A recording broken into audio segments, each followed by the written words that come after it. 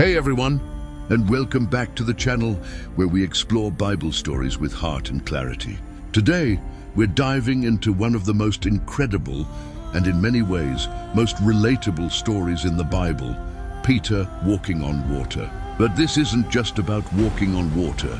It's a profound look at what happens when our faith is tested and how easily doubt can creep in. Imagine this. The disciples are in a boat caught in the middle of a raging storm. The waves are crashing over the sides, the wind is howling, and the darkness is absolute, save for the occasional flash of lightning.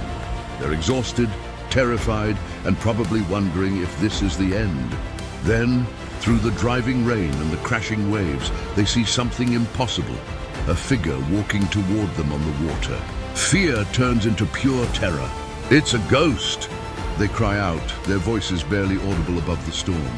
But then a voice cuts through the chaos, a voice they knew, full of calm and authority. Take courage, it is I. Don't be afraid. It was Jesus. Now, among all the disciples, there was Peter. You know Peter, right? Impulsive, passionate, often getting things right, sometimes getting them spectacularly wrong, but always, always full of heart. And in this moment, Peter does something truly extraordinary. He calls out, "Lord, if it's you, tell me to come to you on the water." Think about the sheer audacity of that request.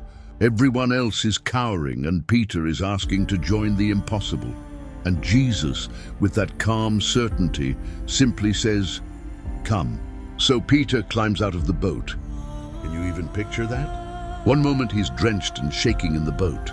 The next, he's stepping onto the churning surface of the Sea of Galilee, and for a few exhilarating steps he walks. His eyes are locked on Jesus, his heart probably pounding with a mix of awe and disbelief. He's actually doing it. The impossible is becoming real under his very feet.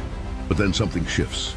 Perhaps it was the sudden roar of a particularly large wave, or the stinging spray of the wind in his face.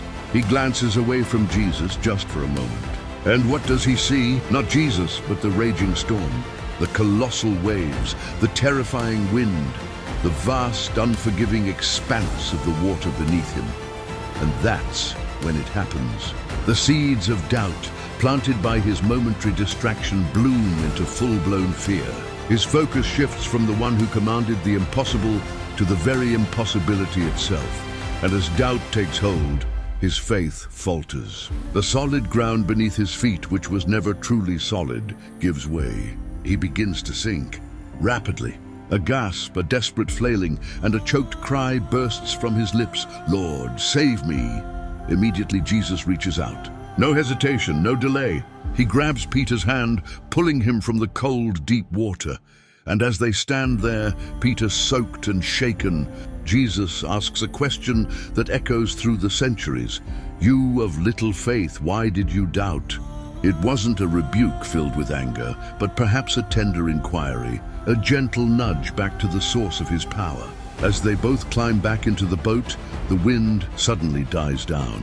The storm, which had raged moments before, becomes a gentle breeze. The disciples who had witnessed the entire dramatic scene are utterly astonished. They bow down and worship Jesus, declaring, "Truly you are the Son of God." Peter's story isn't just about a miracle. It's a profound lesson in the journey of faith and the insidious nature of doubt.